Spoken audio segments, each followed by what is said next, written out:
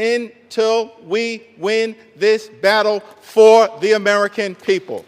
That's our commitment as House Democrats. And there's only two ways that this fight will end. Only two ways, Mr. Speaker, that this fight will end.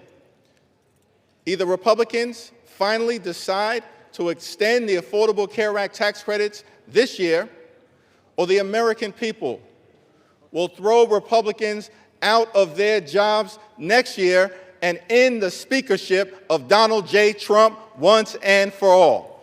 That's how this fight ends. Mr. Speaker, during this painful Trump-Republican shutdown, what we've seen is two different philosophies in terms of how to govern for the American people. The Democratic Party philosophy is clear. We are ready, willing, and able to find bipartisan common ground anytime, any place, to enact spending agreements that actually make life better for the American people. But in order to do that, we need to have partners on the other side of the aisle who are actually willing to find a bipartisan path forward. But what we've seen from Republicans from the very beginning of this presidency is a my way or the highway approach. That's been the Republican philosophy. Jam your extremism down the throats of the American people. That's what we've seen from day one of this presidency. That's the reason why the government has been shut down by Republicans and Donald Trump for the longest period of time in American history. What have we seen from Donald Trump and Republicans during this shutdown? A consistent unwillingness to actually find common ground in order to make life better for the American people. Donald Trump, during this shutdown, found the time to play golf week after week after week.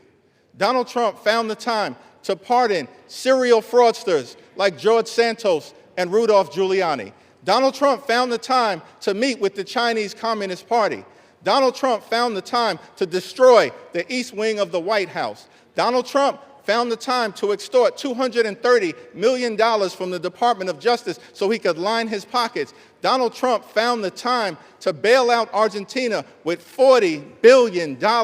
Donald Trump found the time to rip away SNAP benefits from 42 million Americans. Mr. Speaker, these extremists are not like us. They're not like us.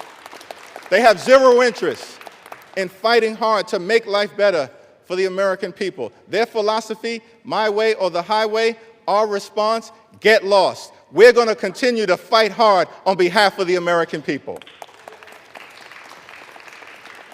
In the midst of a health care crisis and a cost of living crisis that is very real, despite what Donald Trump, the leader of the Republican Party, has to say. He claims there is no affordability crisis in the United States of America. But why would anyone believe anything that Donald Trump or Republicans have to say on this issue? Because throughout 2024, before the election, Republicans in the House and in the Senate and Donald Trump on the campaign trail spent all of their time saying that costs were going to go down on day one. But costs haven't gone down. Republicans haven't done a damn thing to lower the high cost of living. Costs haven't gone down in this country. Costs have gone up. Inflation is on the way up. Housing costs out of control. Grocery costs out of control. Electricity bills out of control. Healthcare costs skyrocketing out of control. And in the midst of this affordability crisis, seeing this, Democrats said, we've got to fight to make sure that we extend the Affordable Care Act tax credits so that tens of millions of people, working class folks, middle class folks, people in rural America, working class America, small town America, the heartland of America, black and brown communities all throughout America, don't experience premium increases that in some cases will go up by $1,000 or $2,000 per year. In many cases, month after month after month, $1,000 or $2,000 per month, tens of thousands of dollars per year. Unacceptable in this country, the wealthiest country in the history of the world. And this is in the midst of a Republican health care crisis. Republicans enacted the largest cut to Medicaid in American history, ripped health insurance away from 14 million Americans. As a result of Republican policies, hospitals, nursing homes, and community-based health centers are closing all across America, including in rural parts of this great country of ours. And now, because of Republican refusal to extend the Affordable Care Act tax credits, tens of millions of Americans are at risk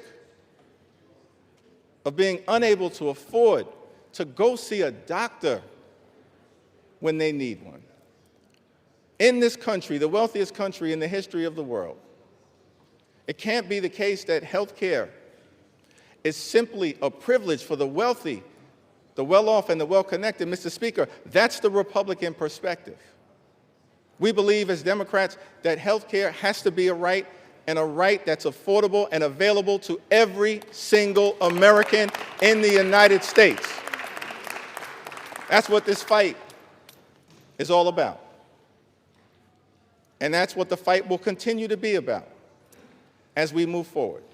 Many of my Republican colleagues have suggested that they want to deal with the health care affordability issue, that they want to address the Republican health care crisis that's devastating people all across this country.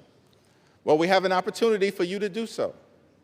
There's a discharge petition connected to legislation that House Democrats have introduced to extend the Affordable Care Act tax credits for 3 years, because we believe that working-class Americans, middle-class Americans, and everyday Americans deserve the same level of certainty that Republicans always provide to the wealthy, the well-off, and their well-connected donors. Working-class Americans deserve that level of certainty. So join us in extending the Affordable Care Act tax credits. It's not too late. We're in the midst of open enrollment, but the tax credits expire on December 31st. And we will stay on this issue until we get this issue resolved for everyday Americans. Mr. Speaker, as I close, I've had the opportunity, as many of us do, to serve in the United States Congress with legendary figures, too numerous to mention. Legendary members, of course, Speaker Emerita Nancy Pelosi, Steny Hoyer, the great Jim Clyburn, Maxine Waters, Elijah Cummings, Charlie Rangel, our own Marcy Kaptur, the longest-serving woman in the history of the United States House of Representatives. We've all had the opportunity to serve with legendary members, John Dingell, too numerous to mention. But one can't call that role without calling the name of the great John Lewis. I had the distinct honor of serving with John Lewis for several terms. Many of us here in the House of Representatives did. I'll never forget, on my first day in the Congress, I had the opportunity to meet John Lewis for the first time in person. And he called me over to see him on the House floor, and he just asked me a simple question. He said, "Are you the new guy?" And I said, "Yes, sir, Mr. Lewis, I am." And he said, "Well, we're colleagues now. You don't have to call me Mr. Lewis. You can call me John." I said, "Yes, sir, Mr. Lewis, I understand." And then he said to me, "You're from Brooklyn, right?" Now, Mr. Speaker, I got to be honest, I was tempted to say, Brooklyn is always in the house. But instead, since my mother raised me with some sense, Lenita Jeffries, I said, "Yes, sir, I'm from Brooklyn."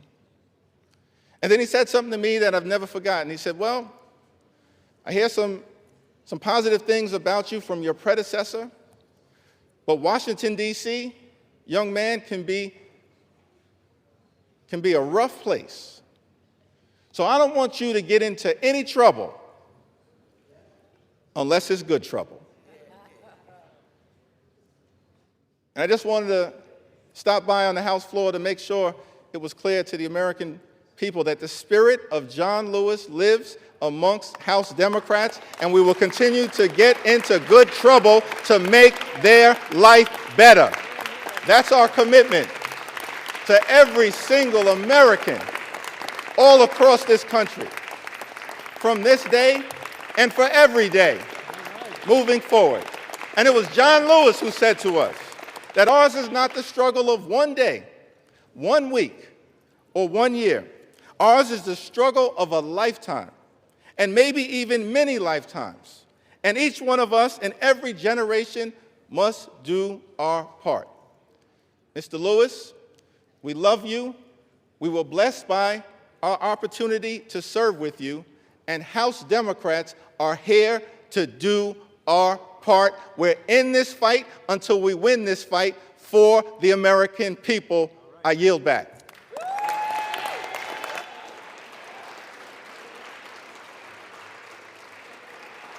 The gentleman yields.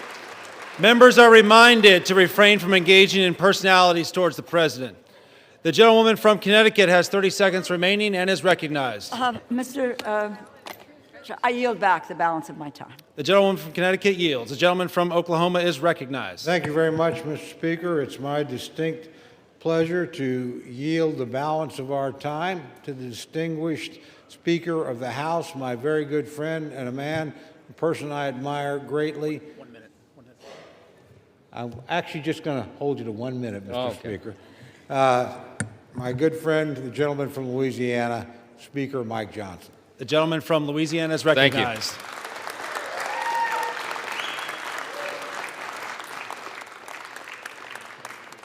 I want to thank my friend Chairman Cole's done an extraordinary job in this process. And Mr. Speaker, we all know why we're here.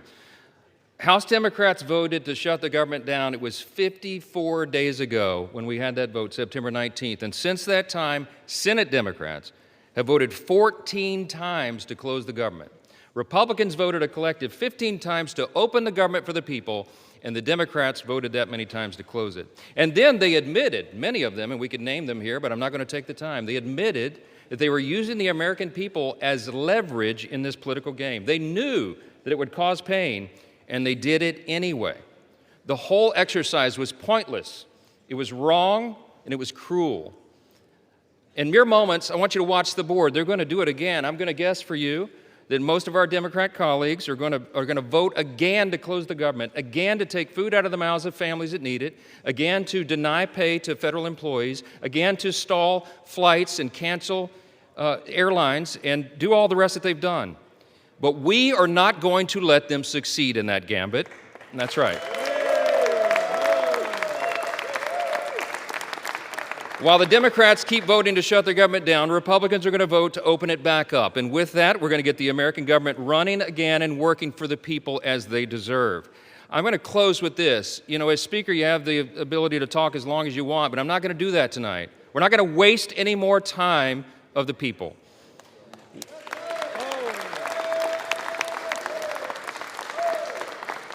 I'm just going to say this. I think that everybody needs to remember this one simple thing.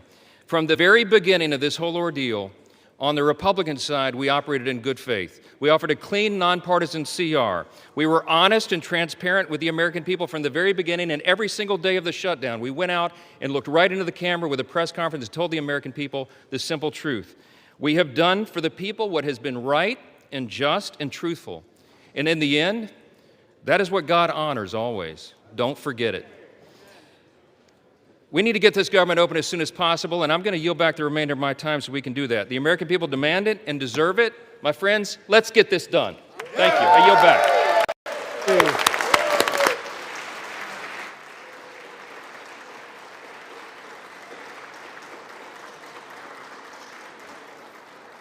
Proud of you. The gentleman yields. The gentleman from Oklahoma has 3 minutes remaining and is recognized. I yield back the balance of my time. The gentleman yields. All time for debate has expired. Pursuant to House Resolution 873, the previous question is ordered. The question is on the motion by the gentleman from Oklahoma, Mr. Cole. All those in favor say aye. All those opposed say no. In the opinion of the chairs, the ayes have it. For what purpose does the gentlewoman from Connecticut Mr. stand? Speaker, I request the yeas and nays. The yeas and nays are requested. Those favoring a vote by the yeas and nays will rise. A sufficient number having risen, the yeas and nays are ordered. Members will record their votes by electronic device. This is a 15-minute vote.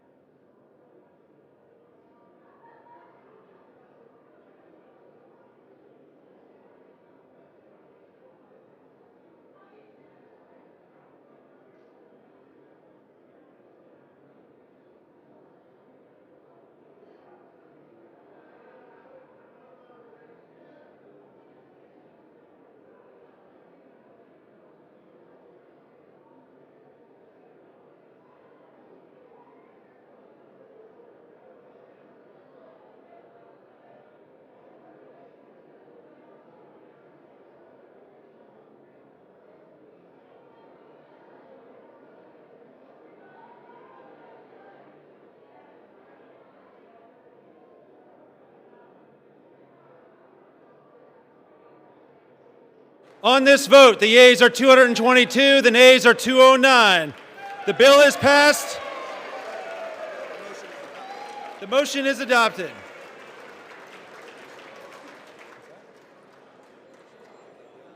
Without objection, the motion to reconsider is laid on the table.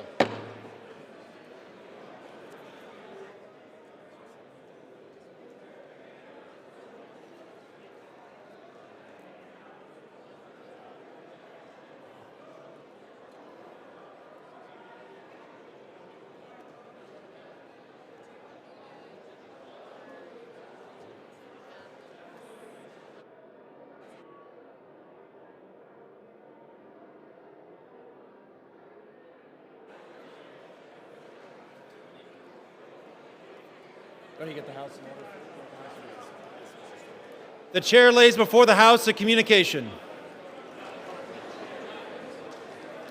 The Honorable the Speaker, House of Representatives, sir. I respectfully request to be relieved from assignments to the House Armed Services Committee and the House Select Committee on Competition between the United States and the Chinese Communist Party, effective immediately. It has been an honor and privilege to serve on these committees on behalf of my constituents and the American people. Signed sincerely, Mikey Sherrill, Member of Congress. Without objection, the resignation is accepted.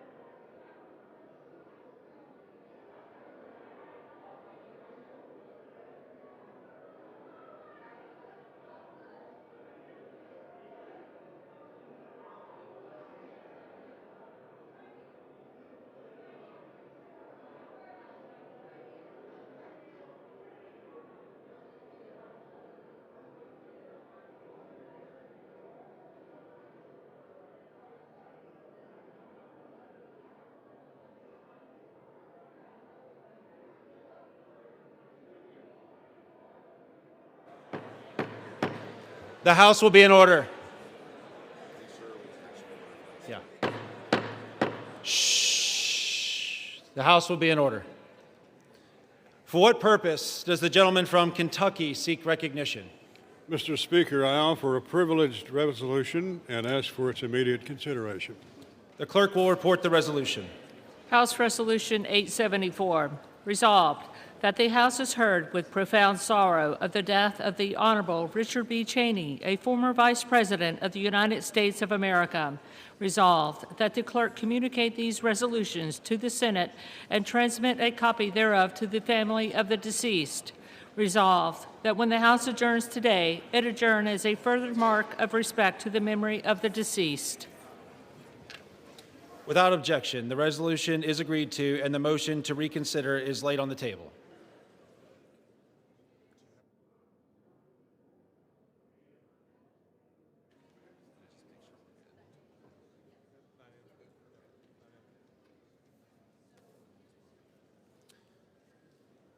Pursuant to Clause 13 of Rule 1 and House Resolution 874, the House stands adjourned until 9 a.m. tomorrow as a further mark of respect to the memory of the late Honorable Richard B. Cheney.